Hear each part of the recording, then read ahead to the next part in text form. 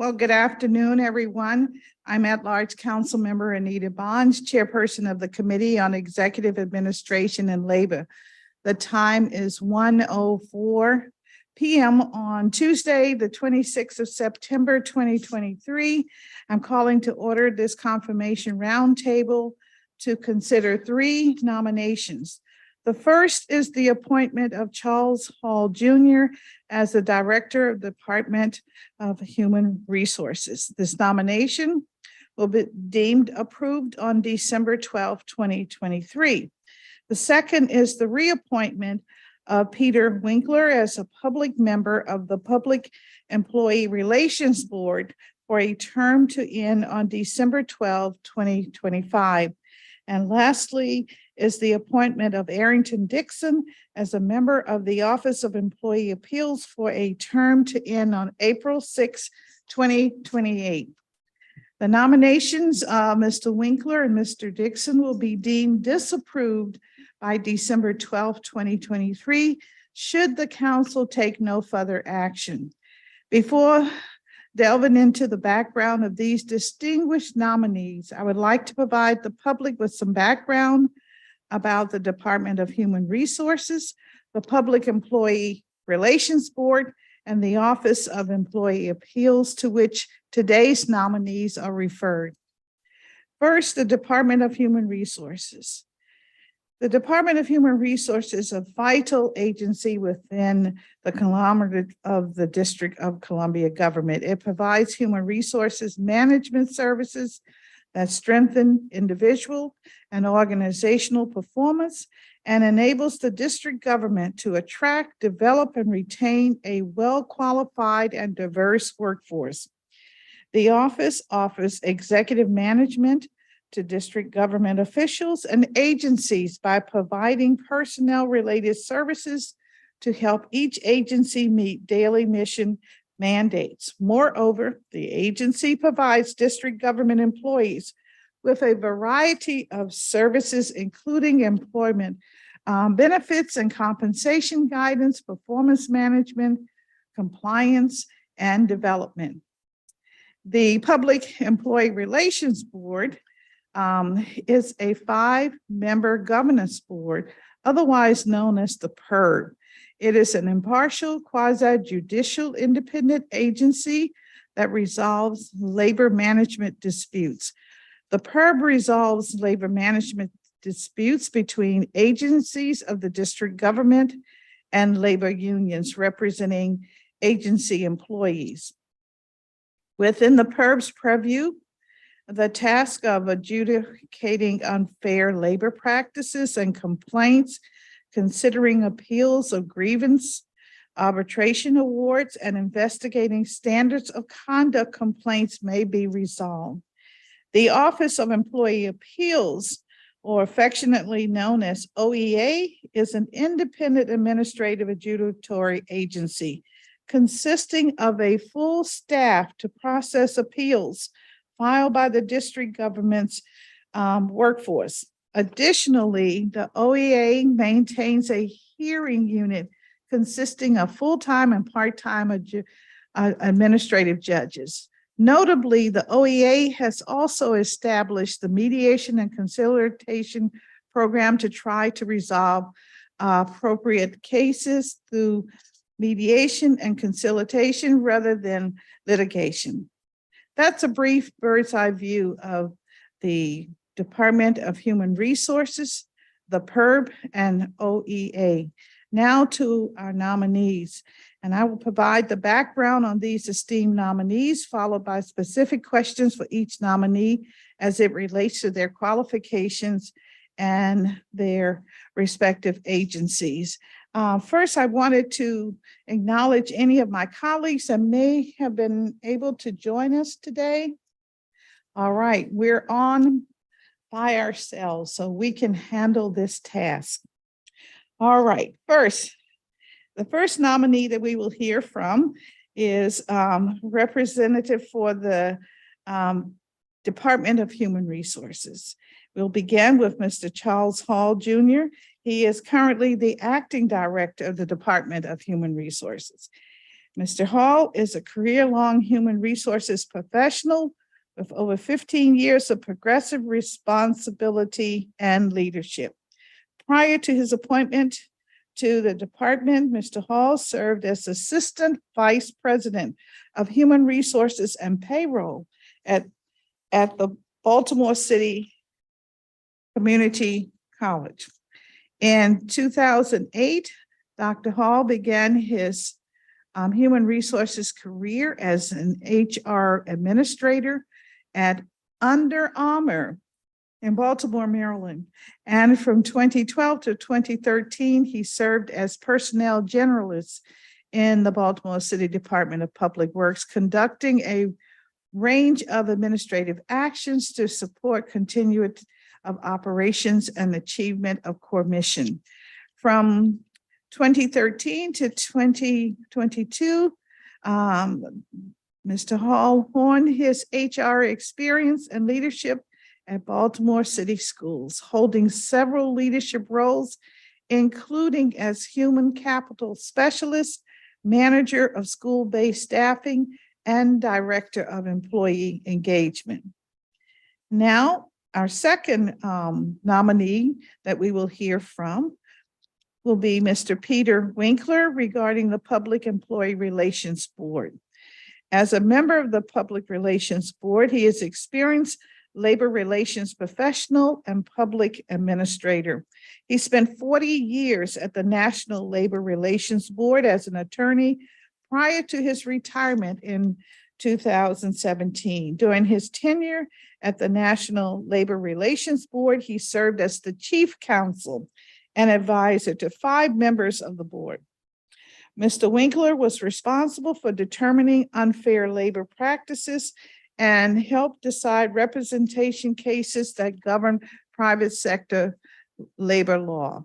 At the National Labor Relations Board, Mr. Winkler also appeared before the United States District Courts, the United States Court of Appeals, and the United States Supreme Court.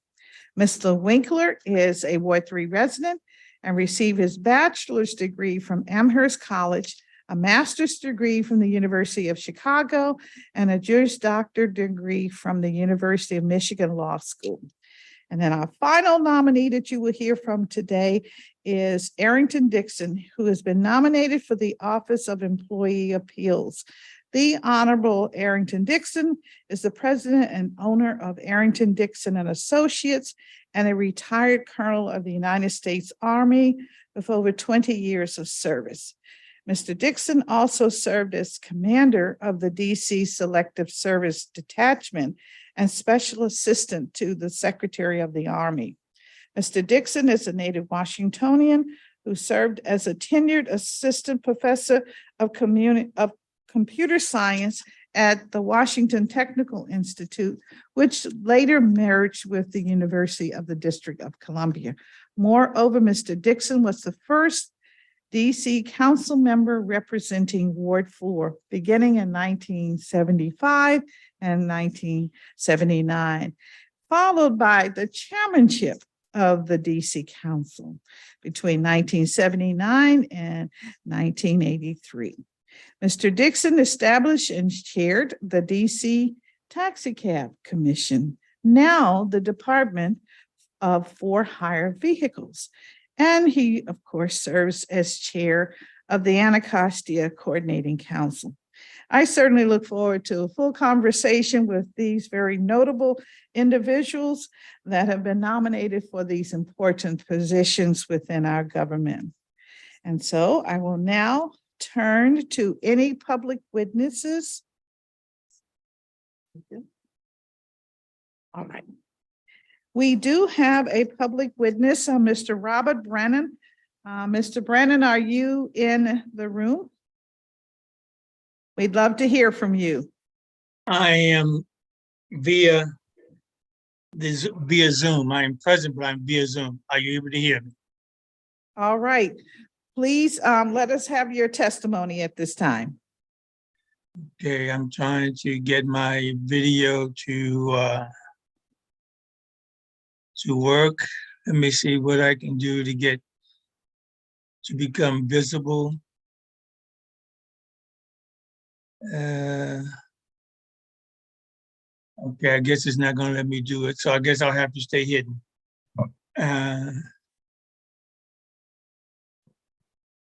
Well, we see your sign that says hands off DC. Thank you for that. Okay, let me move my background so that I can be Now seen. we have you. Yes, you're on the screen, sir. Okay. All right. Good afternoon, Madam Chair Barnes and members of the committee. I am Robert Vincent Branham. I am pleased to appear before this committee to address the nominations of Mr. Charles Hall and former DC Councilman Arrington Dixon. I support the nomination of Councilman Dixon as a member of the Office of Employees Appeals and request the council to approve his nomination. However, I do have some concerns regarding the nomination of Mr. Hall. First, it is my strong belief district directors of district agencies, departments, and offices should reside in the District of Columbia. According to the released nomination referral to the council, Mr. Hall is not a resident of the district, but rather the state of Maryland. The head of district's Department of Human Resources should not be an exception to the rule of district residency. While Mr. Hall may possess skills, expertise, and knowledge regarding human resources throughout various Baltimore City government agencies, despite his current status as acting director, there is not any visible indications of Mr. Hall's familiarity with the intricacies and issues regarding district government human resources, laws, rules, customs, and practices, as well as a deep awareness of historical and present employment complaints of race, age, and sex harassment against district government managers and senior officials. How will Mr. Hall, with transparency, instill trust and confidence through the district government, given his unfamiliarity of district personnel laws and policies? Second, while Mr. Hall did not have to navigate DHR's online career portal for a district government position, there are many others who must. DHR's online career portal needs an immediate overhaul. It is my understanding a group has received a foundation grant to review several district websites, platforms, and the DCHR's online career platform has been viewed as a target for upgrade. What is Mr. Hall's commitment in this arena? Third, and significantly, the Congress of the United States is headed toward a federal shutdown on September 30th. The district government is considered a federal agency and will be affected by a federal shutdown, which means district courts, unemployment payments, and district employees' salary through federal contracts may be interrupted beginning Saturday. The federal government's Office of Management and Budget has directed federal agencies to develop shutdown operation plans. What is the shutdown operations plan for the district government? Last Tuesday, Congresswoman Eleanor Holmes Norton introduced legislation to exempt the district government from a federal shutdown. What measures have been planned and publicly announced to continue district government's operations for its approximately 36,700 employees and the nearly 700,000 district residents? The District Department of Human Resources needs qualified leadership, not political sycophants beholding to power. I thank you, I thank you, I thank you. Thank you very much, Mr. Brennan, for your testimony. And we do plan on discussing the domicile of Mr. Hall at the appropriate time. So I thank you very much for that. And I'm sure he has some opinions if not some guidance for us as it relates to the pending shutdown. So I appreciate very much your testimony. And I'm sure that you, having a long history in our city, have a clear understanding of the skill set and the compassion that the Honorable Arrington Dixon would bring to his job. So thank you very much for your testimony this morning. Afternoon. Thank you. All right. And fellow commissioner, okay, I must say. Thank you very much.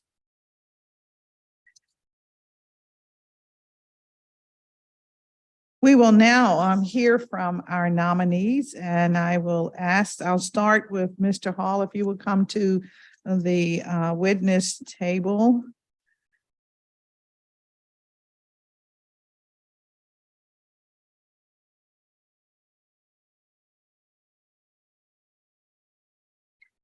And if you would raise your right hand, do you swear and affirm that your testimony and any statements that you make before us today to be truthful and complete?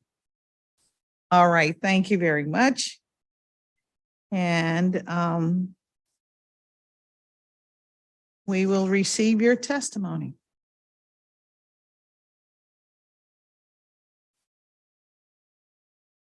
Good afternoon, Chairperson Anita Bonds, members and staff of the Committee on Executive Administration and Labor. My name is Charles Hall, and I serve as the Acting Director of the DC Department of Human Resources. I am honored to have been nominated by Mayor Muriel Bowser to lead DCHR. I am equally grateful for the opportunity to discuss my background, experience, and vision for the agency with you this afternoon. I began my career as a human resources administrator at Under Armour corporate headquarters, where I managed the day-to-day administrative responsibilities for corporate, warehouse, and international employees, and assisted with revamping the new hire onboarding program. In 2012, I transitioned from private sector to public service. I served as a personnel generalist too, with Baltimore City Department of Public Works. During my time with DPW, I had the opportunity to oversee personnel management, provide guidance and advice to managers and department, as well as agency leadership on all human resource matters. I also served as a mediator during employee disciplinary and grievance hearings with agency leadership and union representatives. I transitioned from the Department of Public Works to Baltimore City Public Schools in 2013. There, I had the opportunity to serve in various human capital positions, ranging from human capital specialist to director. I was responsible in the school context for many of the responsibilities DCHR handles for a range of agencies here, for recruiting and staffing, performance management, pre-employment and onboarding, benefit program management, employee engagement and wellness initiatives, labor relations, customer service, office management, and budgetary planning for staffing. As the Director of Employee Engagement, I was tasked with restructuring and implementing the school district's employee engagement team and initiatives to increase responsiveness to employee inquiries and concerns, implement a case management model for school-based and school district office staff, and introduce wellness and employee recognition programs, resulting in the reduction of attrition within the district. In Baltimore, as in the district, the COVID-19 pandemic called for leadership, responsive government, and new levels of transparency with the public. At the onset of the COVID pandemic, I was tapped by the CEO of Baltimore City Public Schools and the Chief Human Capital Officer to lead the COVID response process for the school system. This new responsibility, which was in addition to my regular duties as the Director of Employee Engagement, required the development and implementation of a process for reporting and responding to potential and positive cases for students, educators, and staff. We hired and trained a team of contact tracers, developed a COVID dashboard to track and provide transparency of COVID cases to the broader community, and provided 24/7 reporting and response services to the school community for all COVID cases. In 2022, I transitioned from the Baltimore City Public School System to a state institution of higher learning, Baltimore City Community College, where I served as the Assistant Vice President of Human Resources. This cabinet-level position gave me the opportunity to oversee the implementation of a new enterprise resource planning system, which enabled the integration and automation of critical business processes, including personal employee information, HR data and reporting, payroll, and course offerings. I implemented an enhanced payroll process that increased transparency and reduced chronic payroll issues. Under my leadership, we also stabilized the Human Resource Department by reducing employee complaints and concerns through training and increased support from the HR staff, and we implemented wellness and benefit initiatives. At Baltimore City Community College, I served as the chair of the Labor Management Committee and resolved employee grievances. I believe these many positions in human resources directly qualify me to lead the district's Department of Human Resources. I've seized opportunities to grow as a human resource professional and led projects and departments. I've managed change to improve processes, and I've created innovations in times of crisis. I find I like the people side of HR, recruiting and onboarding, training, morale, retention, and union relations, to name a few components, and the process or system side as well. Having worked in both the private sector and several government agencies, I have the nimbleness to see what works and what could be improved. I understand what's involved in making changes large and small. As an HR professional, I recognize one of the greatest assets we have and serve is people. This recognition and understanding is the foundation of the work we do and has a wide-ranging direct and indirect impact on the lives of our employees and the community at large. I'm committed to ensuring the driving force of the efforts and initiatives at DCHR are grounded in service to, development, and best interests of our greatest assets, the residents, visitors, and employees of DC. We will achieve this by continuing to make DC government an employer of choice that recruits, retains, develops, cares for, and serves our employees each day in an empathetic, knowledgeable, and service-oriented manner, thereby enabling them to focus on the jobs they were hired to do. The DCHR team has made tremendous strides in serving the employees of district government.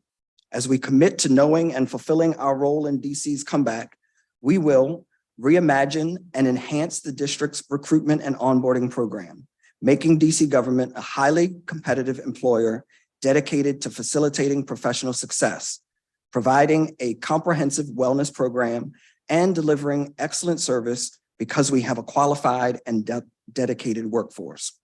We will provide excellent service to agencies for their HR functions. One way we will do this is by building a specialized HR training program for the purpose of norming processes across DC government to ensure all agencies and employees receive the same level of high quality HR support and service and are held to the same levels of accountability.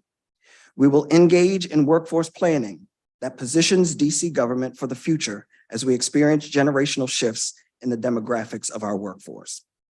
DCHR is positioned and committed to being the best-in-class human capital organization that puts people first, fosters innovation, delivers reliable and excellent service, and serves as a model for others. Operating under the values of stewardship, transparency, accountability, respect, and teamwork, DCHR will serve our employees and agencies directly and the residents and visitors of DC indirectly with distinction. DCHR will play a key role in advancing the district and the mayor's goals. The district government provides tens of thousands of jobs. We can and do help create and sustain a middle class, and we offer certain incentives and requirements for living in the district. Part of my vision is to find and train DC residents to serve their city by day, entertain themselves in the city in the evening, and choose to live in their city at night. Kids going to school in the district should know that the community helpers they interact with at the parks and libraries, the people fixing the streets and picking up their garbage, the people on the phone if they have to call 911, and the people administering their driver's tests have jobs they may want. Aspiring to and securing a job with the district may enable them to live productively in the district as adults. I've been serving in this position since June 5th of this year, and I've seen an increase in partnerships that will better position our recruitment and staffing endeavors so that DC residents have more access and opportunity to obtain a job and career path in DC government. I'm truly honored by Mayor Bowser's nomination of me to this critical position and the opportunity to play an active role in DC's comeback. I'm grateful for your time and attention this afternoon. I look forward to answering any questions you may have. Well, thank you very much for your statement. It was a very robust statement, and I appreciate understanding where you are as it relates to our employees in the city. They're very precious and very important to us, as you well know. First, let's talk for a minute. Are you a DC resident? That is very important to some of us to know. Yes, ma'am. I am a DC resident. I moved to DC in June, the end of June, to be exact. Okay. The end of June, and you were tapped for this position also in June, am I correct? Yes, ma'am. Okay. All right. Are you comfortable where you are? You like where you are? I love where I am. Yes, I love Okay. where I am. You must be in one of those new buildings with the swimming pool and the gym and all that good stuff, right? It's a very nice building. Yes. I thought so. Okie dokie. I understand. All right. Well, we hope that you will really enjoy it. Thank you. We have a lot of new buildings throughout the city, and I know that, that's likely to be the landing point for many who come to our city. But you've been very close. You've been in Baltimore. Tell me a little bit about your work when you were with the school system, the number of students that you served through, let's say, the COVID program, and the staff, and whether or not the schools were shut down. Sure. So Baltimore City Public Schools is a large school district. We have about 79,000 students. During the COVID pandemic, we were shut down for a period of time. And so we did have a period of time where we were conducting virtual classes. However, we did return rather early in, I believe it was maybe 2021 or the end of 2020, we were returning and had the opportunity to make sure that we had a COVID response process in place before we had students return to school. All right. So it says that you were tapped to be the Chief Human Capital Officer to lead the COVID response process for the school system. So what did you do? Yes. So just for clarity, I was tapped by the Chief Human Capital Officer to lead the COVID process, in addition to my position as the Director of Employee Engagement. And what I basically did was had to come up with a process and a protocol for responding to COVID cases. So everything to building out my team so that we would know when we had a COVID case, how we would collect the data, how we would then put the data into a spreadsheet, a smart sheet that would actually download into a dashboard. That dashboard was public and would actually show up on the public website for Baltimore City Public Schools. So every time there was a potential or a positive case, we would get a call or an email from a parent or from a school leader informing us of the case. We would then implement a contact tracing protocol to ensure that within the school, we knew what students and staff might be impacted. And then we would implement a communication process so that people would be informed that they may be a close contact. Okay. From there, we would make sure that people knew how long they had to quarantine. Okay, so you were the author of this process, this protocol that was developed for managing COVID in the school system. Yes, ma'am, in Okay. conjunction with the Chief Human Capital Officer. Okay. Yes. Just trying to understand how innovative you might be here with the district Yes, ma'am. workforce. Okay.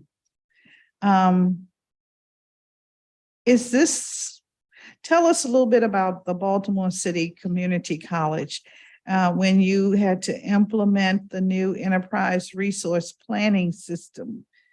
What does that do? And Yes. how did it benefit the college community and the residents of Baltimore? Yes. So a lot of the processes at Baltimore City Community College were still basically spreadsheets and paperwork. So, actual physical paper that they were using. They were also using a legacy system that the state had moved away from. And so we had an obsolete system that the state was no longer using, which created issues when it came to submitting payroll, ensuring that employee information was correct. By implementing this new system, we'd actually be able to bring the college into present day, collect data all in one place, which would help us with payroll processing, and we'd be able to connect with the state system so that we would reduce errors and issues as related to employee information and payroll. Okay, so you moved from the paper base to the electronic base. That's correct. And we moved away from the legacy system, the old system that the state used to use, but no longer uses. Right. Thank you. It says that you stabilized the Human Resources Department by reducing employee complaints. How many complaints were usual? And let's say okay. So in 2020, do you have a sense of how many complaints they had at that time just before you arrived? I do not have a specific number. What I do know is that the president said that on a daily basis, she was receiving complaints from employees. I see. So they were going directly to the president with complaints as a result of the service they were receiving from HR. So you changed it so they came to you, but you were still getting complaints. We were still getting some complaints. One of the things that I discovered was it has a couple of facets to it. Number one is responsiveness. When someone reached out to us to ensure that they received a response, even if it wasn't an answer right away, to acknowledge the fact that someone had an inquiry. That actually reduces the frustration that employees have. So that's one of the things that we implemented. The next thing that I did was ensure that our staff understood that they should be responding within 24 hours. Again, even if you don't have an answer, to make sure that you do. And when we provide an answer, not just to provide the answer, but consider what could be the next questions that an employee might have so that they understand the totality of what's connected to their initial inquiry. All right, well, thank you. And so you have been part of the district government Department of Human Resources. You know what the question is now. So tell us, how are you applying that responsiveness and that thorough response with additional application information to inquiries that you currently get at the DC government? Yes. So in my time at DCHR, there are a couple of things I've noticed. Number one, there is a great staff of people that work there who already understand the importance of responding to our employees. And so the number of actual inquiries and complaints that rise up to me is minimal. In my time that I've been here since June, there have been very few that have had to actually rise up to me because the staff really understand the importance of serving and responding to our employees. So have you checked on the quality of delivery that your staff gives in the way of service to our government employees?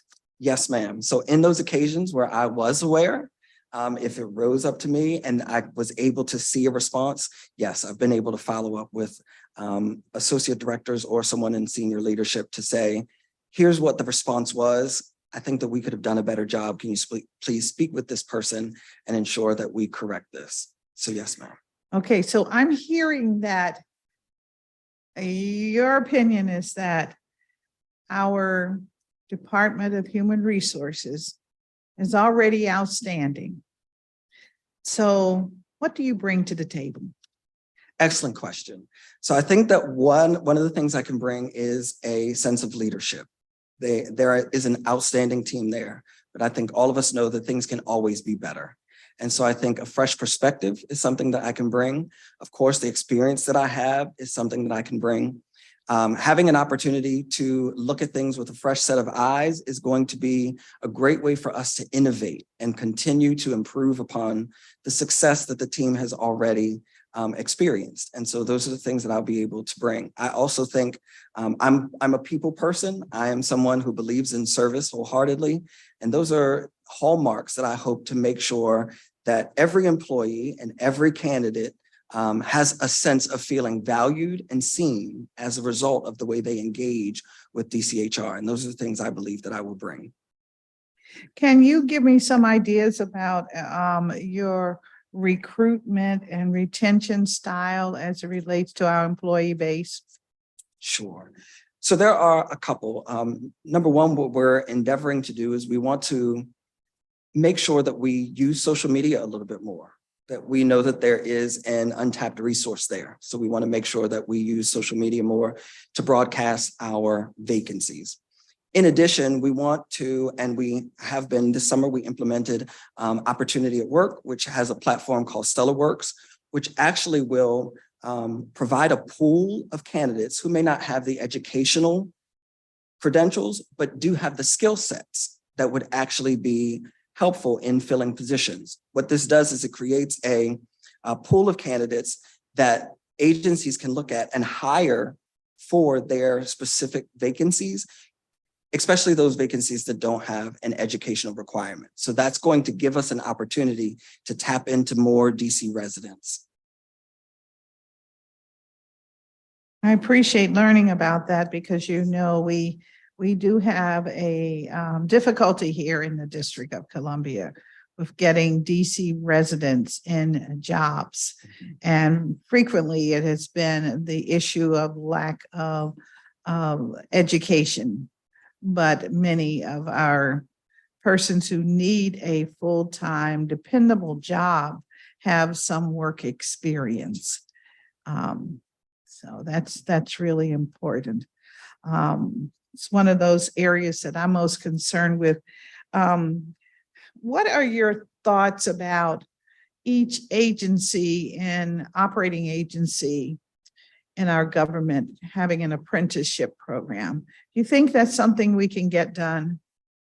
So we do currently have a few apprenticeship programs that DCHR, leads with other agencies. I think that there are advantages to apprenticeship programs. One of the mayor's pillars for the DC comeback includes apprenticeships. So I think that is something that we can look at and think that is something that can be beneficial to agencies as well as to district government and DC residents as well. So when my bill reaches the public, I can depend on you to perhaps be supportive of it? I'm not sure what's in the bill. I think that right now, what I do know of is the apprenticeships that DCHR participates in. And those are the ones that I can, as of now, actually give credibility to. You'll at least give it prudent consideration. I will review it for sure. All right, I appreciate that. You mentioned that you're interested in engaging in workforce planning. What does that really mean? I mean, how does that translate to jobs and employment and retention and opportunities for promotion within the government? Excellent question. So I think first and foremost, it begins before someone is hired to ensure that we provide resources to persons who may be attending our talent fairs. One of the things that we do is we know that we offer quarterly talent fairs. Prior to those talent fairs, we're actually offering resume writing sessions. We're offering interview skill sessions. I think that that is a resource that we've got to make sure that residents are aware of so that they can tap into it and have a leg up prior to attending a talent fair.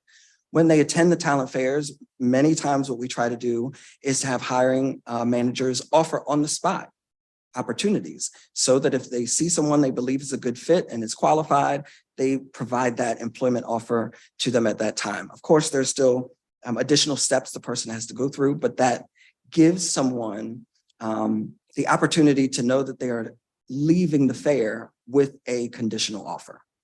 Once someone is hired, I do believe that it is important for us to make sure that people understand their career pathways are available by learning what their transferable skills are, continuing to engage in professional development, and making sure that they don't see themselves as stuck in one position, but increasing their experience, increasing their capacity, participating in professional development actually opens DC government opportunities up to them. And that's one of the things that we do very well at DCHR. Okay. To your knowledge, when have we had talent fairs this Yes. year as an example? So we had one this summer. Shortly after I arrived, we had one at the MLK library, and that was very well attended. We had offers that were provided then. We have another one that's coming up in November. And we already have our dates for the upcoming year outlined. And so quarterly, we'll be offering those job fairs. So quarterly, we can depend on talent fairs. Yes, ma'am. And the one that happened this summer, how many participants did we have to attend this program? We had a couple thousand attendants. That's what I thought. And I believe we have, what, about 3,000 vacant positions, maybe more, in DC government? I'm not sure of that number specifically. Uh-huh. I do know that one of the things that we take into account when we consider vacancies is that a vacancy may not be true, meaning it could be something that they're going to hold on to for vacancy savings in order to make sure that there are all budgetary requirements are met. I'm aware of the vacancy savings process. The council is very in tune with that process. It provides an opportunity for sort of padding the budget for the next budget cycle. That's how we look at it. And it sometimes may have an effect on service delivery during the current budget cycle when the position was funded but never filled. You find that to be the case? That's how we look at it anyway. So I think that it could be a case-by-case basis. I don't know that we could blanket in general say that. There are moments where you may have to trade that position in order to ensure that budgetarily you're able to meet your needs. Okay, all right. So in the talent fair that I think it was in July, I believe it was. Either July or August, one of yeah. those. How many positions were filled? Excellent question. So the initial number, I cannot recall at the moment. One of the things to keep in mind that we had offers on the spot and then offers that were happening subsequent to the well, how many were offered on the spot? How many were offered? I believe that there were 40 or so that were offered on the spot. A good majority of them were DC residents. And so we do know that I would ask that you provide me with this information, the basic information about the results from that talent fair. How many resumes were, assisted? We really need that information. Sure. That would be very helpful. Okay. And can I get that within 10 days, please? I believe we should be able to do that for you. All right. Thank you so very much.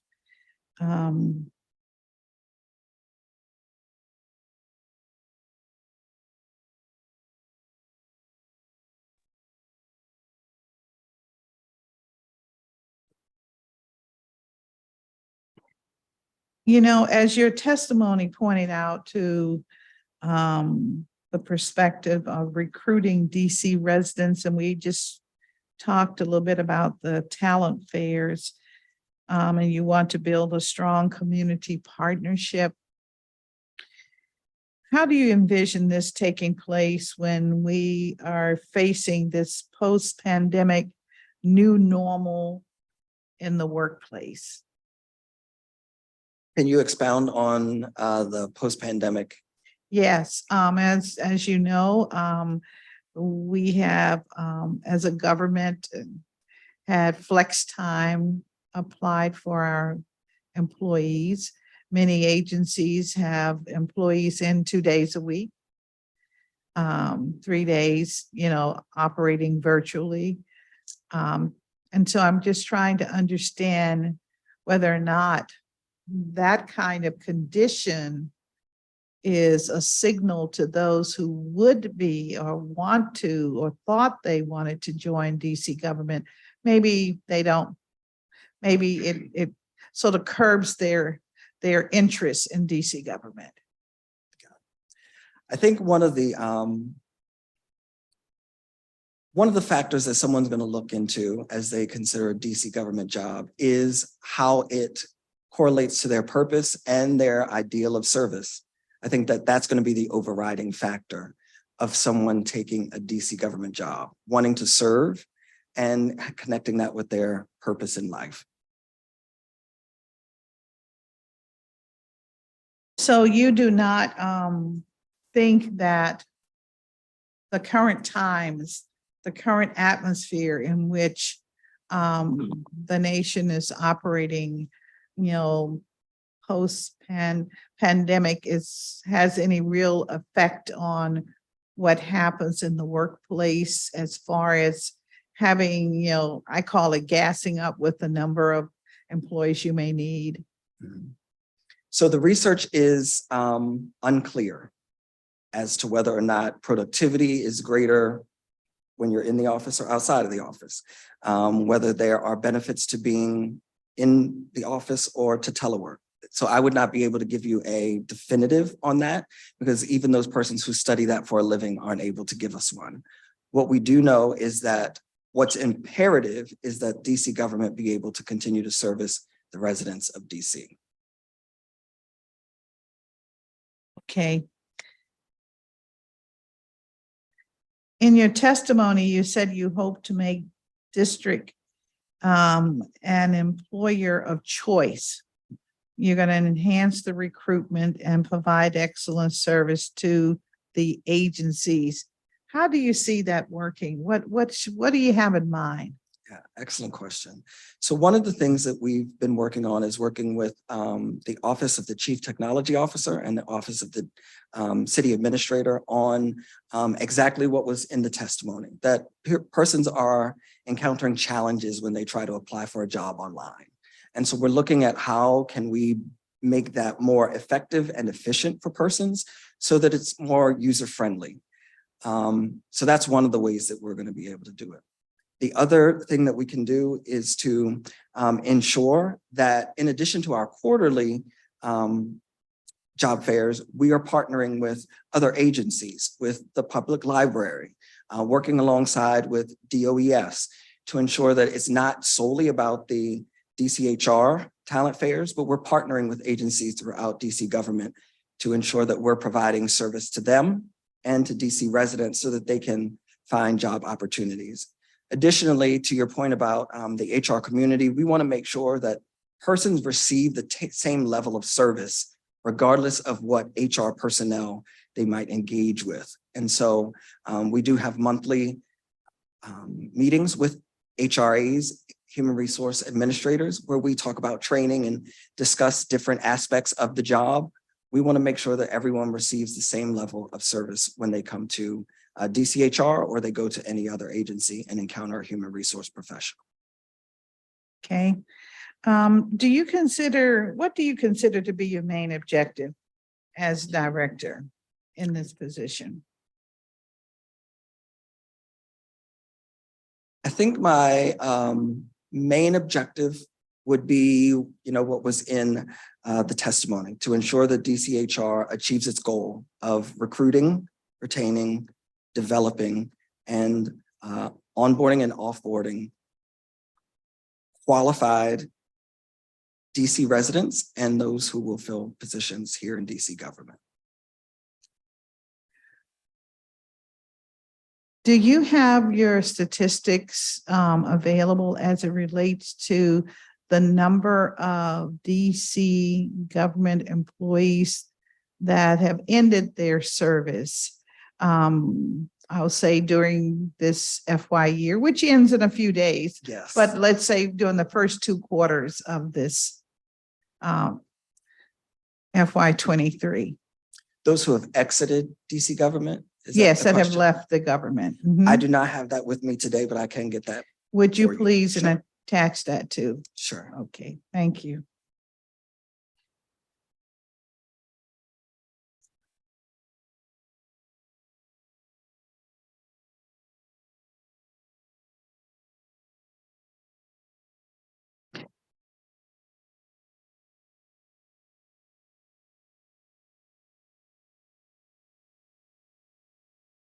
Mr. Hall, I don't want to keep you all day, but I do have a few more questions. Okay. Okay. The district government has many vacancies across the different agencies, and we talked about how some are not really planned to be filled.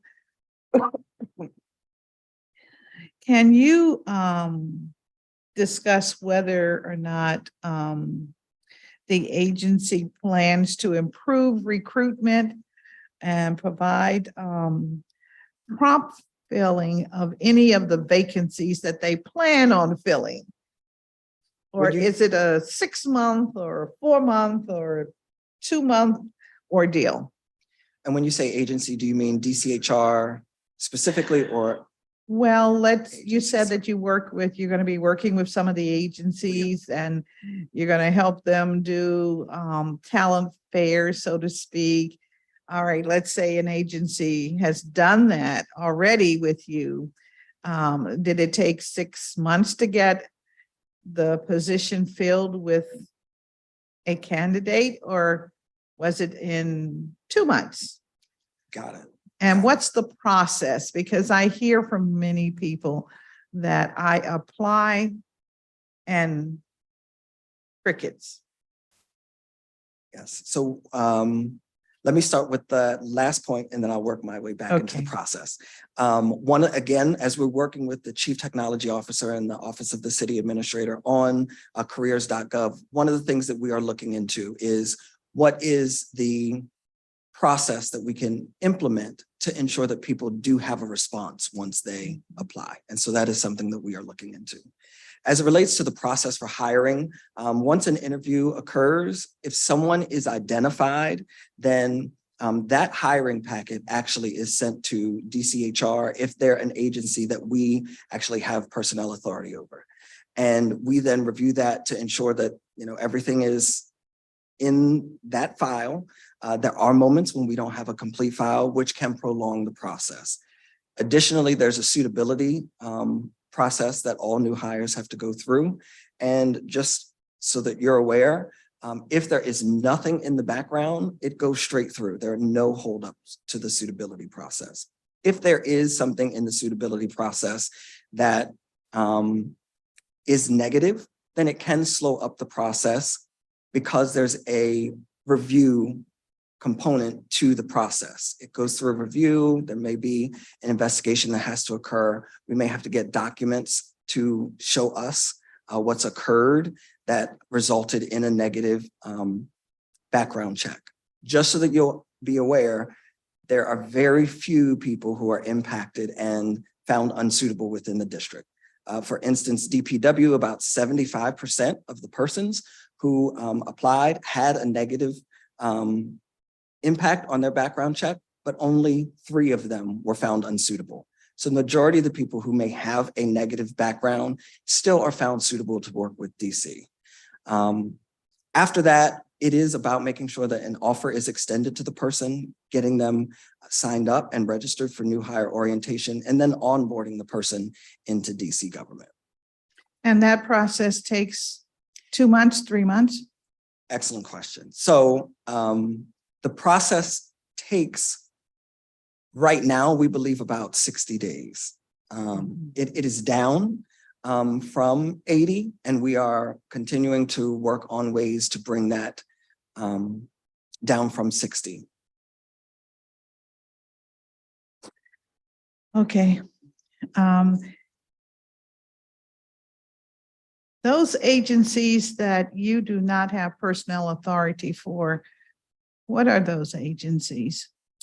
There are several.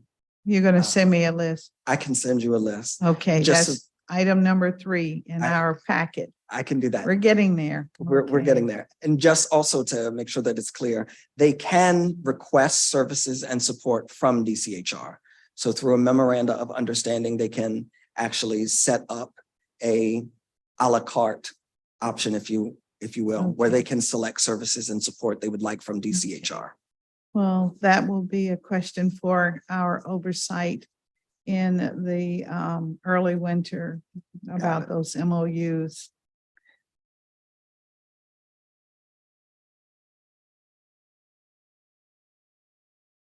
As a new acting cabinet member of our government, what have you observed to be some of the successes and challenges that your department is currently facing? I think some of I'll start with the challenges, is just ensuring that as we come back from the pandemic, that we are able to adjust to what it means to be in a post-pandemic HR administration. Everyone has been impacted by the pandemic. Those persons who were in DCHR during the pandemic worked very hard, just as others did. And I think that it's ensuring that as we come back, we know what it looks like to be DCHR as an agency now, and how do we move forward, taking into account things that may have changed as a result of the pandemic, that we may need to rethink about how we do HR. What are some of the things that you discovered have changed? Yes. So as I alluded to earlier, thinking about recruitment strategies, there was a time when recruitment strategy was all about going to large fairs and trying to recruit people at tables. Now it has shifted. We need to make sure that we have a multifaceted approach, everything from LinkedIn to social media sites, talent fairs. We need to make sure that it's more multifaceted than one avenue to getting there. Okay. As it relates to the strengths or the, I'm sorry, I don't remember the exact successes. There you go. I think that the success that I've seen since I've been here with DCHR is that we have a team that understands what the vision of DCHR is, understands the work and the quality of work that is required, and is dedicated to doing that on a daily basis. Okay. That's kind of like where I was trying to go with my previous question, okay, about post-pandemic. Got it. So you got there. I appreciate that. No, thank you very much.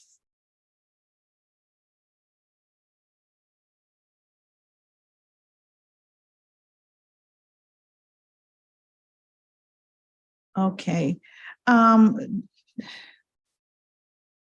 As the HR director, as you commonly referred to, or acting director, does that position belong to all of the boards and commissions within our government? Does it belong to? Yes. Are you like an ex officio member of all of these boards and commissions? Not that I'm aware of. Okay. Okay.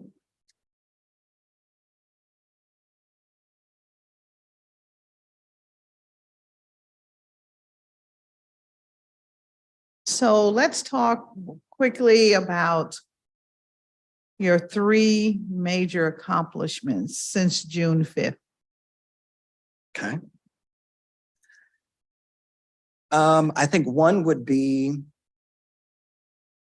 establishing relationships with other agencies. So I've been intentional about holding meetings with other agency directors to learn about, 1, their agency, 2, any pain points or problems they may have encountered with DCHR, and then 3, ways that I can and DCHR can better support them.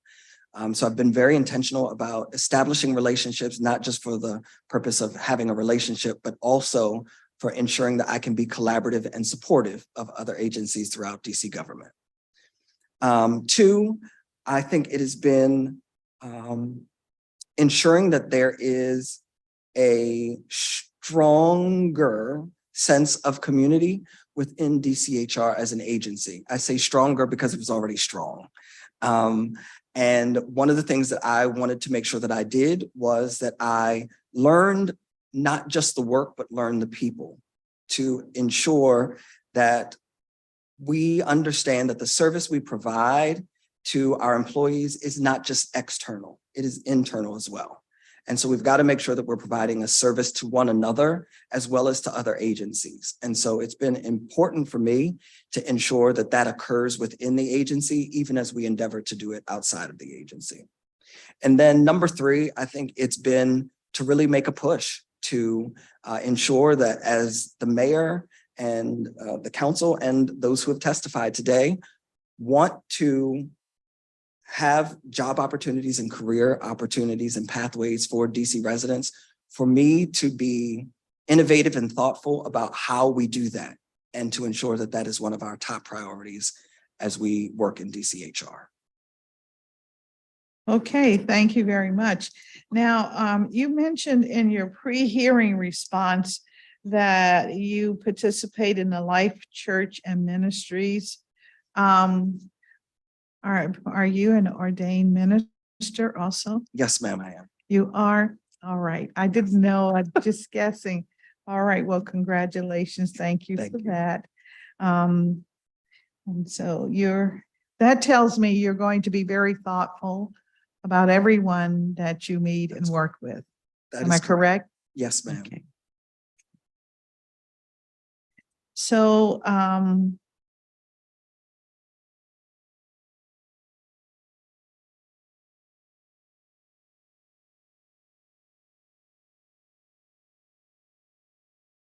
right.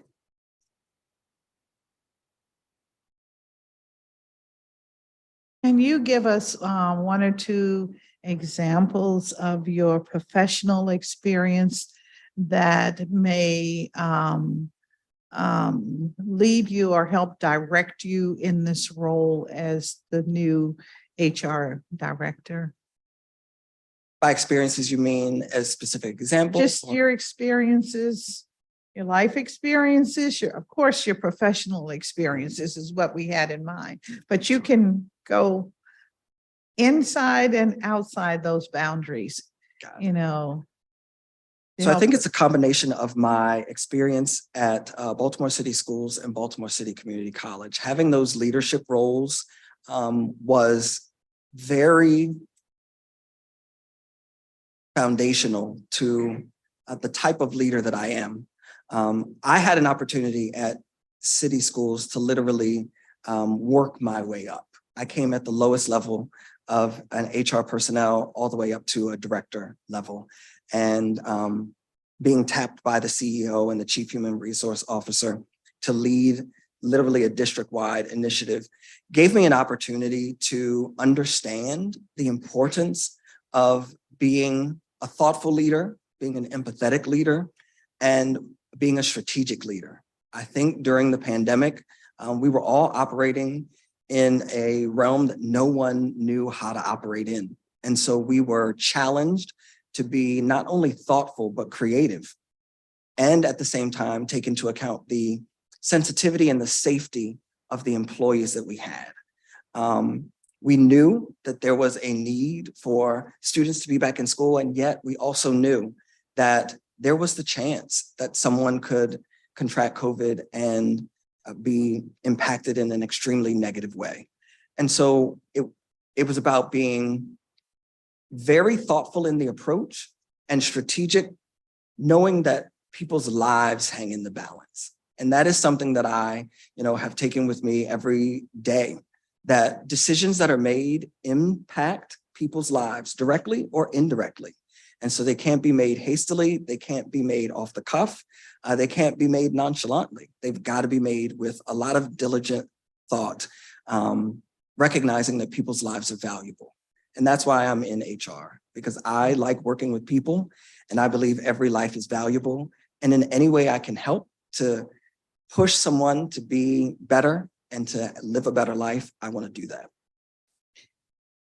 All right, I'm going to go through a series of questions, primarily for the record, because you've already turned in your questionnaire where you indicated the answers, but do you have any outstanding liabilities for tax fees or other payments to the district, federal, or any other state or local governments, either contested or uncontested? No. No. No, okay. Do you or does any member of your immediate family have any interest, financial or otherwise, that may directly or indirectly pose a conflict of interest for you in the performance of your duties? No. To your knowledge, have you ever been investigated, arrested, charged, or convicted by any federal, state, or other law enforcement authority for violation of any federal, state, county, or municipal law other than a minor traffic offense or parking ticket? No. All right. Have you ever been investigated, disciplined, or cited for a breach of ethics for unprofessional conduct by or been a subject of a complaint to any court, administrative agency, professional association, disciplinary committee, or other professional group? No. All right. Well, Mr. Hall,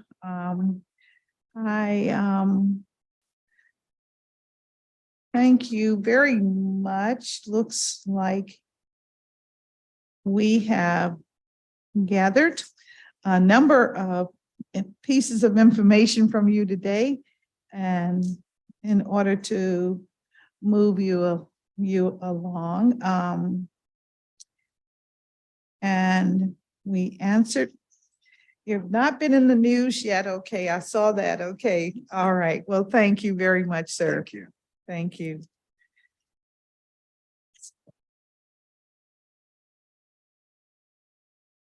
Now, let's see. Now we will move to Mr. Winkler. Mr. Winkler, I see you on the, let me get this. I guess I don't know how to get this off of here, but anyway, I do see you, Mr. Winkler. Thank you for joining us. Mr. Winkler is up for renomination to the PERB.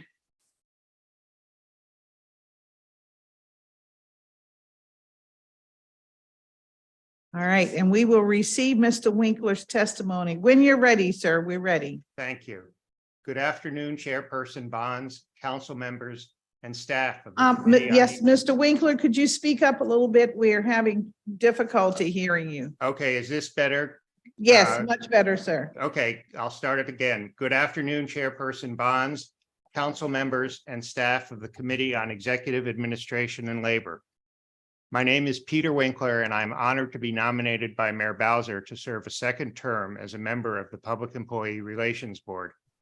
I also want to thank Chairperson Bonds for convening this hearing today, and I appreciate the opportunity to appear virtually. My testimony today will focus on my background, my qualifications for the position, and why I want to continue to serve. I was born in the District of Columbia and raised in Montgomery County. My father was a government lawyer and my mother a homemaker. I received my Bachelor of Arts degree from Amherst College, a master's degree from the University of Chicago, and my Juris Doctor degree from the University of Michigan. After graduating from law school in 1977, I returned to Washington, D.C. to work for the National Labor Relations Board, the federal agency that administers labor law governing private sector employment. I spent the next 40 years working at NLRB in positions of increasing responsibility. For many years, I worked in the enforcement division, where I represented NLRB in the federal courts, mostly through written briefs and oral arguments before the United States Courts of Appeals. In the early years, I myself was a member of a union that represented attorneys at the board. I later became a supervisor and then a manager. In those capacities, I occasionally represented the NLRB as the employer in grievance proceedings, and several times in litigation before the Federal Labor Relations Authority, the agency that oversees labor relations in the federal government. Starting in 1983, I served as chief counsel to a series of 6 members of the NLRB, both Democrats and Republicans. As chief counsel, I oversaw a staff of about 15 employees, gave advice to board members on the entire range of issues and cases coming before the board, and drafted or edited many board decisions.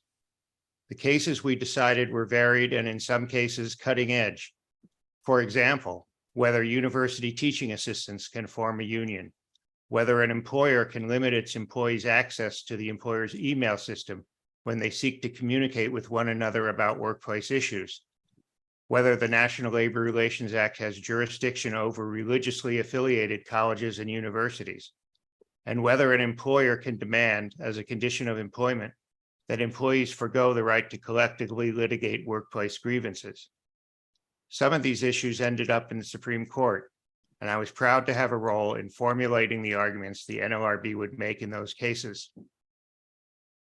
As chief counsel, I was also responsible for numerous personnel decisions, including hiring, promotion, and discipline. In that context, I worked closely with other managers and board members, the board members I served, to create a workplace for attorneys and staff that ran efficiently and fairly. The NLRB is, to a certain extent, a model for the PERB. Both are 5-member quasi-judicial agencies. Both agencies administer laws covering union elections, including the scope of bargaining units and the conduct of elections, and the law governing the conduct of employers and unions toward employees. Although the NLRB governs labor relations in the private sector and PERB governs labor relations of DC agencies, the law under the National Labor Relations Act and the District of Columbia Comprehensive Merit Personnel Act have developed along similar lines. In 40 years at the board, I gained extensive labor law experience. I also learned a lot about the importance of work to a person's life, including my own. One's work is typically a central part of any worker's identity and self-image. If the workplace is well run and if employees feel respected, they live better lives. We spend an enormous portion of our lives at work, and having a voice at the workplace and being treated fairly contribute mightily to our well-being. At the same time, government agencies do not exist for their employees, but to perform services. In the district, government agencies guarantee public safety, educate our children, and provide numerous other services of the utmost importance to the people who live here. Good labor relations contributes to the efficient and professional delivery of those services. Achieving these goals has been the focus of my life's work. In my 40 years at the NLRB, I was never an advocate for employers or unions. I served as a neutral. I respect lawyers who advocate for specific views and parties, but I have always felt more comfortable being able to look at the law and the facts and make an educated, rational decision in the case before me. That is what I have done as a member of the PERB. In my initial 3-year term, the members of the board worked collegially and harmoniously with one another and with staff to issue fair and reasoned decisions. Equally important, we worked hard to issue decisions in a timely manner and to avoid creating any backlog in case processing. We helped the city navigate challenging issues presented by the COVID-19 pandemic. At present, labor relations in the District of Columbia are on an even keel, and I believe that the board has played a role in bringing that about. Balancing the rights of employees, labor, and management requires dedication and expertise. I believe I possess both of those qualities, and that by continuing to serve on the PERB, I will help the district government be responsive to the needs of all of its citizens. If confirmed to a second term on the Public Employee Relations Board, I commit to doing my utmost to maintain high-quality labor relations here in Washington, D.C., and to serving D.C. residents in all 8 wards of our city. Again, thank you for this opportunity to testify. This concludes my testimony, and I welcome any questions you may have. Thank you very much, Mr. Winkler, for your testimony. I was just taking note of some of your comments in your testimony. I want you please to elaborate on balancing the rights of employees, labor, and management requires dedication and expertise. What's your interpretation of how that is done through the PERB? Well, at present, the PERB has 3 members. I would be, if I'm reconfirmed, I would be the 4th. I think there's little question, if you were to ask me, looking at the other members, is there expertise there? One of the other members was the head of labor relations for the Congressional Research Service that governed the work of hundreds of employees. Another one of our members was the General Counsel of the United States Postal Service. It's a little strange, but the postal employees are federal employees, but their labor relations are governed by the National Labor Relations Act. In any event, that member of the PERB also has extensive knowledge and working knowledge of labor law. The 3rd member of the PERB, other than myself, is somebody who spent her entire career as a union lawyer in-house at one of the big unions based in Washington, D.C.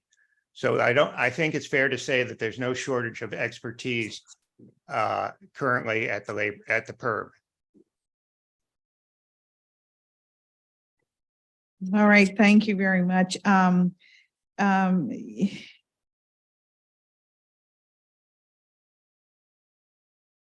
Can you explain the review process as a member of PERB? Generally speaking, how long does it take for the board to resolve a complaint or issue? I can't, I'm afraid I can't give you facts and figures, although they are meticulously kept by our executive director, and I can supply them to you. But the way the process works is an employee, or in other sorts of cases, the employer or a union might come to the PERB and file a case alleging that someone has broken the law, or perhaps it's a representation case and a union wants, or employees are asking for an election. And then but let's assume it's an unfair labor practice case. The executive director reviews the complaint to make sure that the party has met the jurisdictional challenges and that there's some basis for going forward. If there is, it's sent on to an administrative law judge for a hearing. If the executive director believes that the jurisdictional standards aren't met, she sends a dismissal letter to the filing party, explaining what isn't there and giving them an opportunity to correct it. But let's go back to the case that goes to the hearing officer. Judge proceeds to a trial eventually. Parties are represented by lawyers if they want to be. A transcript is kept. There's a court reporter. Once the court reporter issues that transcript, it's supplied to the parties, who brief the case to the law judge, who issues a decision. That decision is then appealable to the full board, to the PERB, and party then has the opportunity to brief the case to the PERB. The other side has the opportunity to file a responsive brief. It goes to the PERB. Then it's assigned to a staff member or staff members who analyze the case for us and propose a resolution and propose a draft. Finally, the case goes to the PERB itself, to the members, who vote on it, who decide whether to go with the rationale supplied by the staff member or whether it needs more work. When the members of the PERB are satisfied that we've got a decision that is fair and rational, it's issued to the public and to the parties. All right, I think you probably told us of about 90 days of work, at least, that needs to go into the process of, I guess, adjudicating one case. I appreciate that information.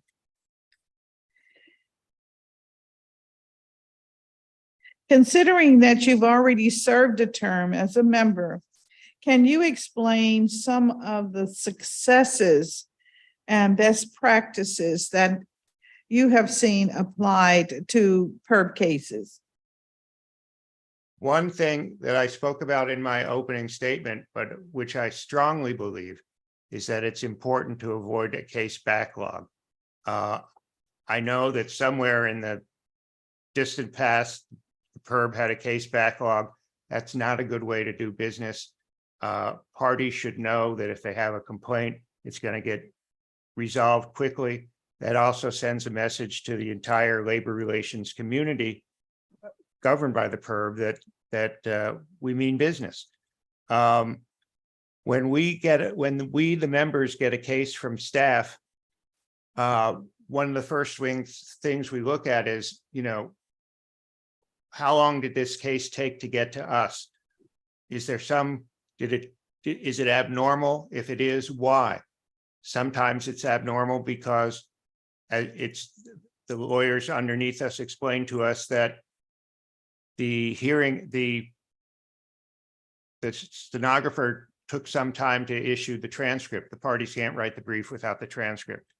Sometimes it's because the parties were engaged in mediation, sometimes with our help or sometimes on their own. And they wanted to suspend briefing while they saw if they could work out the case themselves. As I say, we ask those kind of questions in every case. Then when the case does get to us, it's our responsibility to dig into the facts, the record, the applicable law, and come up with a decision quickly. Some of the cases are easy, some of the cases are hard, but we don't do anybody any favors by holding on to cases. And I think during my first term, we were especially successful at moving the cases as quickly as they came in.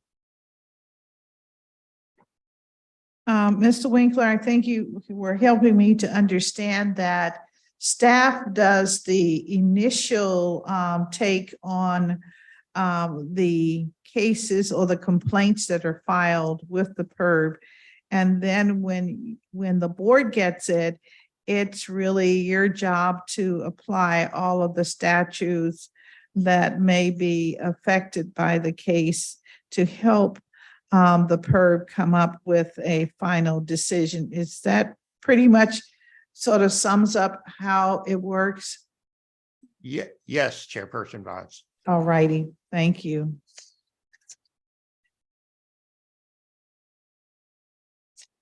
This is a big one. Okay. What has been your greatest achievement during your first term of service? I'm gonna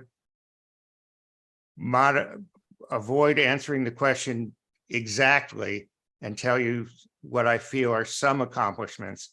Helping the agency, helping the PERB avoid any kind of backlog. And second, I would say working collegially and harmoniously with my colleagues. I think I mentioned in my opening statement that during my first term, every case we issued was a unanimous decision. I told you about the qualifications of my fellow members. None of them are shrinking violets, yet by engaging in discussion, we were able to satisfy ourselves in every case that we agreed and we could issue a decision reflecting our common rationale. And that isn't due to me alone, but I take some credit for that. All right, I appreciate that. Can you explain the decision-making process should laws under the National Labor Relations Act and the DC Comprehensive Merit Personnel Act be silent or unclear about any issue that the board is reviewing? Well, that's a difficult one. The NLR, the National Labor Relations Act and the Comprehensive Act both provide a certain level of specificity, but how they apply in individual cases, that's often a real judgment question. Just knowing the law doesn't give you an answer to most cases. Cases have funny facts. Funny procedural things have happened.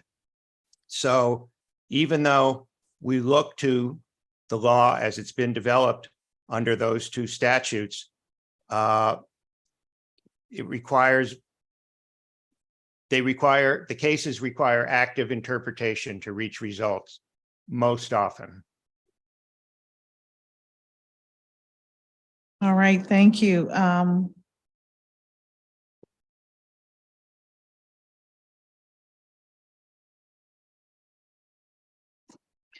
Considering your wealth of experience, Mr. Winkler, have you ever conducted any training for the PERB attorneys? I have attended it, but I have not conducted it. All right.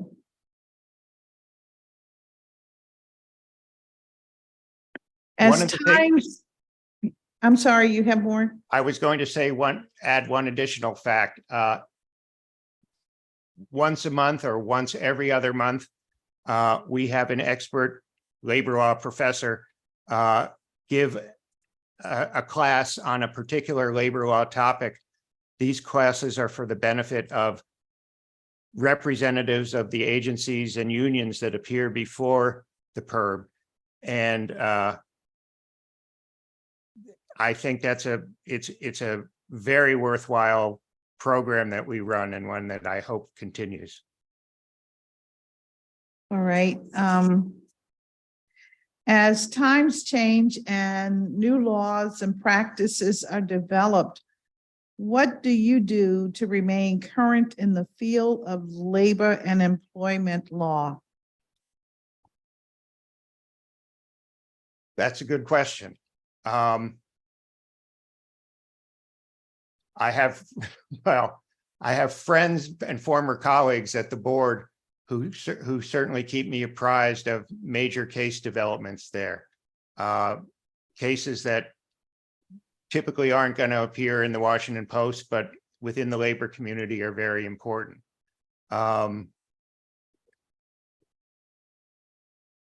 Okay. Beyond that, I just have to add that to a large extent, we're dependent on the parties through their briefs and oral arguments to advise us of any changes in the law.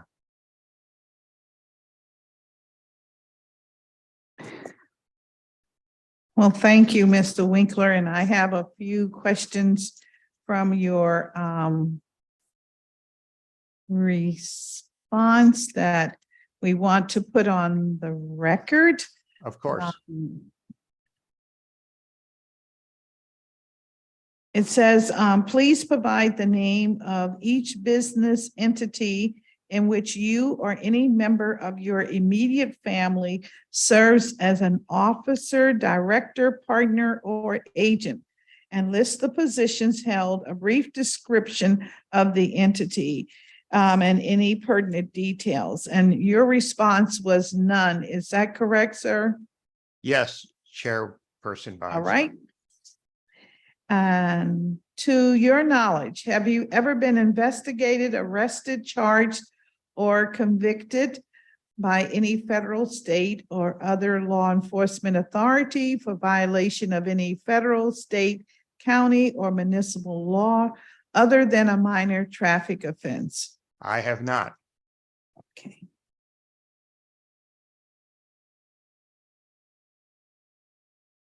It says, please list all gifts, donations, and meals by source and amount received or made to any district employee over the last 3 years, and if employed by the district now or in the past, lists all gifts received in your official capacity over the last 3 years while employed by the district government, and you indicated none. Is that correct, sir? That is correct. All right. And then please list any professional organizations of which you are currently a member or have been a member in the past 3 years. And you said you are a member of 2 bar associations, correct? Correct. All right. And finally, please list all offices within a political party or position of any partisan or nonpartisan political campaign that you have held, or any public office for which you have been a candidate, and you indicate none. That is correct. All right. Well, thank you very much, Mr. Winkler, for that information. You're welcome. We will now turn our attention to the Honorable Arrington Dixon to receive his testimony. He'll join us at the witness table. And thank you, Mr. Dixon, for your patience. And you can begin when you're ready.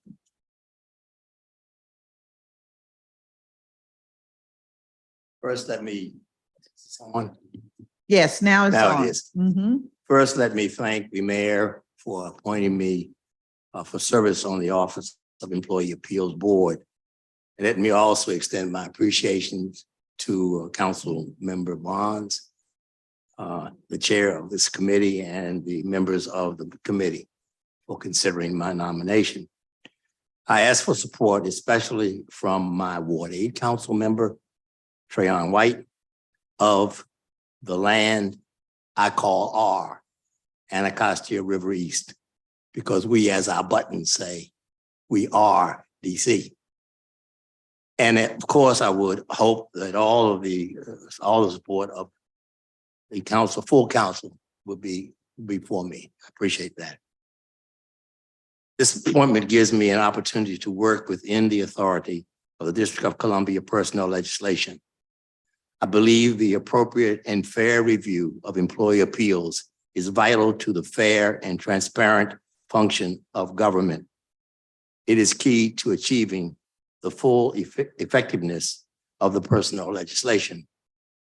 I feel that my years of involvement in small and large government, the military, private sector, in academic institutions and nonprofit agencies, and as a small minority-owned business for over 30 years, which include the hiring, evaluating, and dismissing of staff at all levels, enables me to be thoughtful, involved in employee appeal reviews. My legal education and degree and my own tenure in the District of Columbia Council also inform me and then provide additional knowledge of my comfort with personnel legislation. During my time on the council, I represented the District of Columbia as the chairman of the Metropolitan Washington Council of Governments and the Pennsylvania Avenue Development Corporation. After leaving the council, I established in 1985 my company, Arrington Dixon and Associates, Inc., ADA Inc., NR, providing professional services, and chaired the District of Columbia Taxicab Commission, now known as the Department for Hire Vehicles. After serving on the council, I established and served for more than 30 years as the chair of the Anacostia Coordinating Council, ACC, which is involved with the revitalization of our Anacostia River East, Anacostia, as well as its adjacent neighborhoods. In addition, my professional background includes 30 years of experience applying effective management and technical skills to the design and implementation of creative solutions in business and government environments. These experiences enable me to effectively carry out what will be expected of me as a member of the Office of Employee Appeals. The Office of Employee Appeals and its excellent staff has a history of effectively overcoming backlogs of cases and continue to provide outstanding review and actions. I look forward to getting up to speed and serving with this body. That concludes my testimony, and I would be quite respectful to submit myself for any questions at this time. Thank you very much, Mr. Dixon. As you are nominated, a new nominee for this Office of Employee Appeals Board, can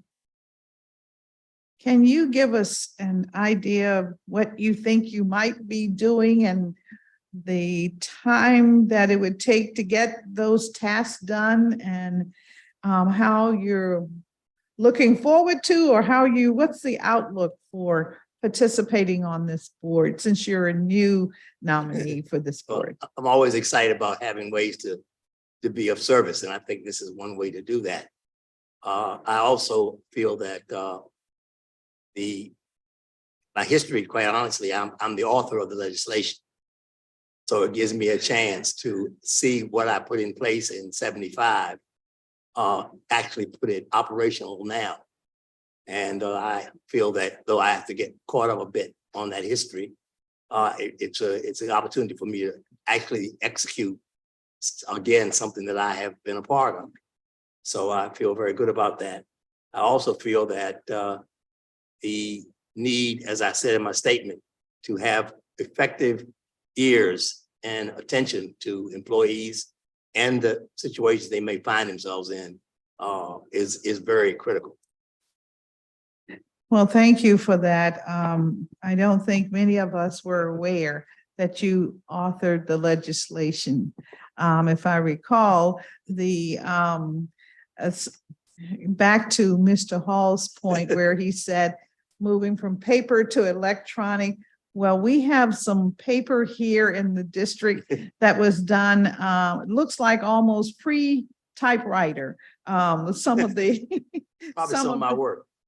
my goodness, really and truly, some of the laws are still very, very faint, hard to read. So I understand. Thank you very much for this. Well, I will also add that legislation. as the chairman of the Government Operations Committee, with the first council, the charter had that set up our government had 3 requirements by charter.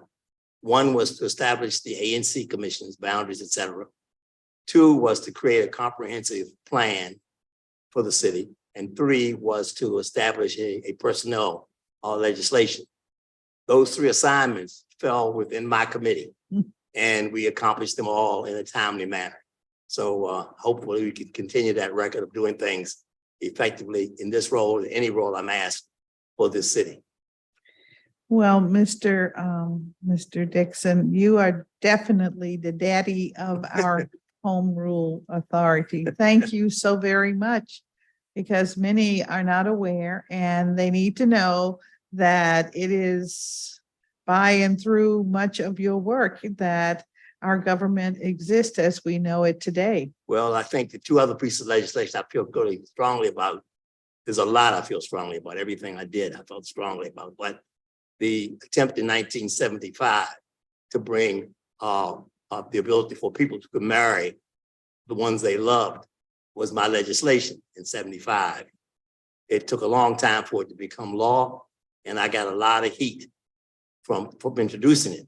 But I thought it was appropriate then, as it obviously is now. I also am very proud of the felony voting legislation, which is now being looked at for amendment. I'm not sure it's gone through yet, but I had in my legislation not only the ability for former felons who completed their time to be able to vote, but I also went into the prisons and said I thought they should be able to vote. I had a number of my friends I grew up with in Anacostia River East who had been caught up into the system.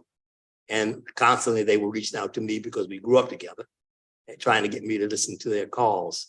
But I thought the best way to get their calls to be heard was to give them a vote so they could get and affect people who were causing the issues and the laws to be passed.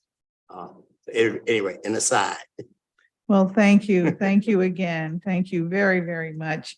It's all a part of building our community, Yeah, and you played a absolutely. great part in it. So. Still working on it. Yes, and you look forward to Honorable Arrington Dixon Day. It's coming. You know that. You know that. So, have you met with any of the staff of the office? Yes, I have had the benefit of talking with them, and they've given me some insights. I also reached out to the young woman who was whose slot I am filling, who served for 6 and more years on the commission, to get a sense of the kind of workload that I would have to be engaged in.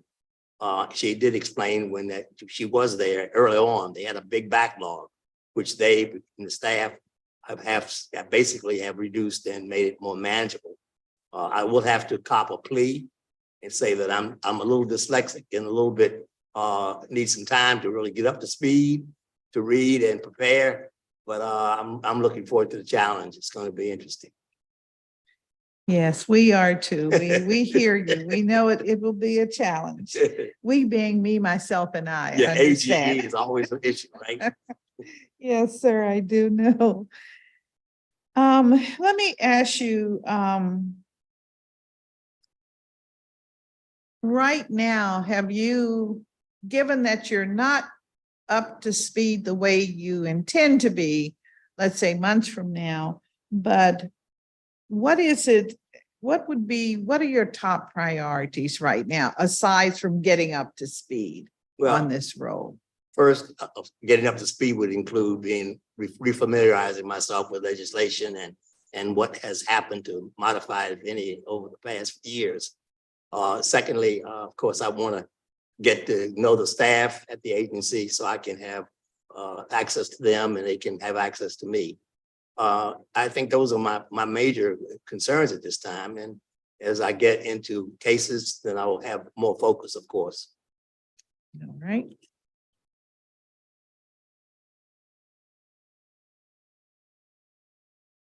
In your testimony, you noted that the fair review of employee appeals is vital Yep. to the fair and transparent function of our government.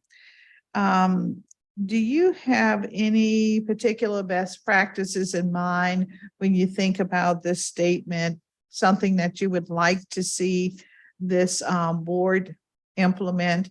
Well, I'm not in a position yet, having not been involved, to give any specifics, but I will say this, given the testimony of the gentleman being considered for human resources, there is a need to encourage our residents at a very young age to be interested in servicing our government. And I mentioned that to him after he spoke.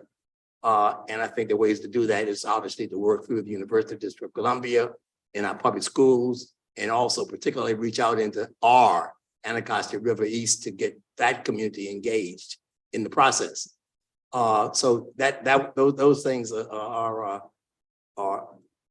very, very significant in my thinking.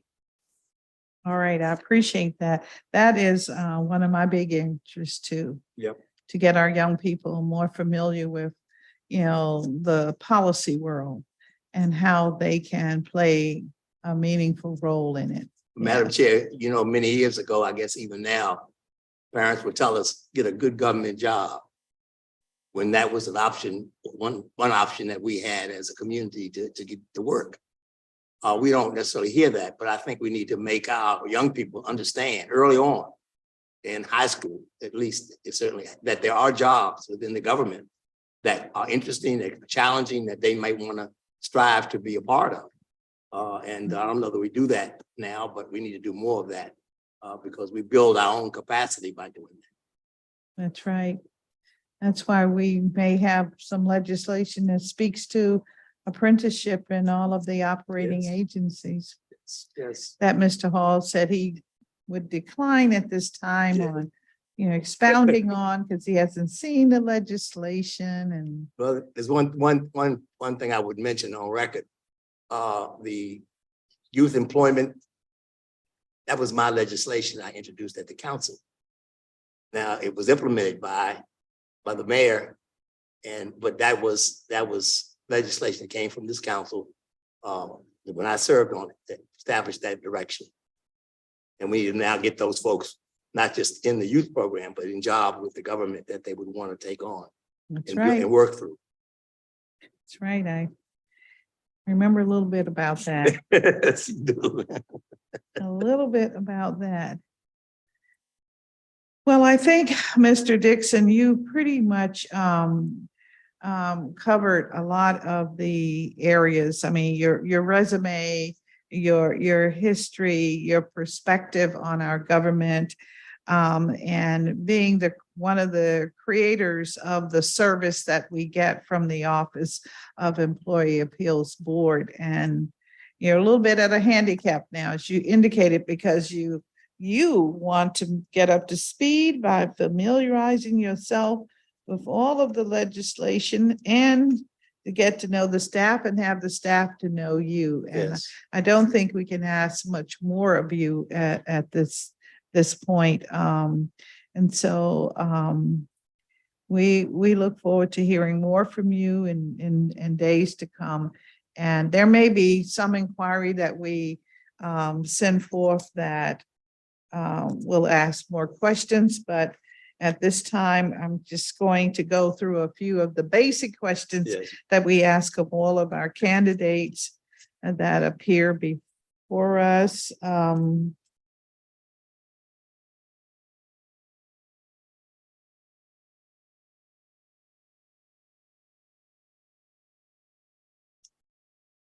And let's see. I think I have it here. Do I have it? This response to all of his questions.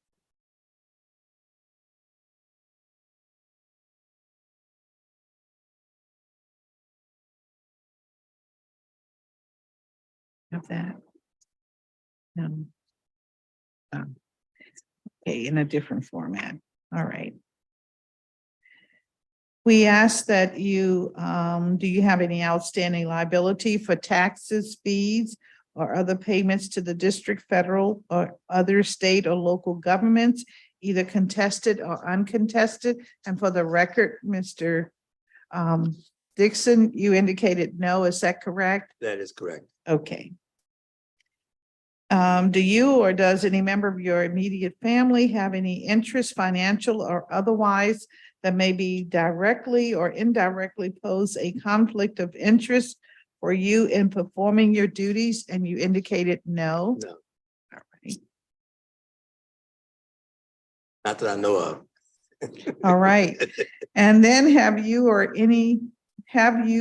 any business in which you are or were an officer, director, partner, or owner ever been involved as a party in interest in an administrative agency proceedings or civil litigation? If so, please provide the details. And you indicated you had not. Is that correct? That is correct. Okay. No.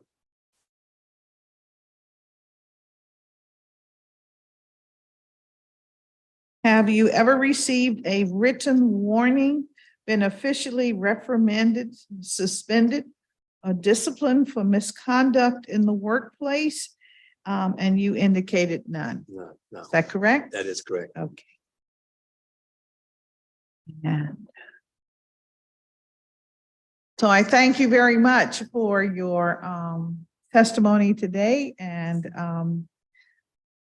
I can say to everyone, this concludes our session, and I'm going to get to the end of my script here. So let me tell you, it's a pleasure to be before you, Ms. Barnes, Councilwoman Barnes, who I've known for a number of years. Yes, yes, sir. You have, and it's a pleasure really to have you here. And thank you so very much for what you helped to create in the way of our government. Thank you so much. This concludes today's roundtable, and thanks, of course, to our nominees and to my members of the committee that may have watched.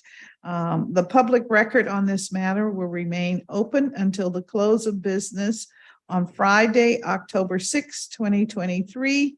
Any members of the public who wish to submit written comments on this confirmation hearing should please do so by the close of business by next Friday. The next meeting of the Committee on Executive Administration and Labor will be a public roundtable on tipped wage reporting in the District of Columbia. It will be held on Tuesday, October 10th at 11 a.m. With that, the time is now 2:55 p.m. on the same day in which we started. Thank you to everyone.